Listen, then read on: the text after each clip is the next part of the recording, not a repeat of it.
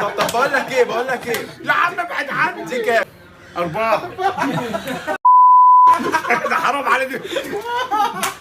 ابوك لا. طب بص ركز معايا. ما اقدرش اركز. لا مش عارف اركز على الناس. بص دي كام؟ ما اقدرش. دي كام؟ ما اقدرش. 3. طب افتح ايدك. اهو. دي كام؟ 3. خلي التلاتة ايه على ايدك اهي. انت معاك كام؟ 3. ينفع تتغير وهي معاك؟ ما تقلبهاش. شوفها كده شوفها. 4. ده حرام عليك. طب بقول لك ايه يا عم ابعد عني. دي كام؟ دي كام؟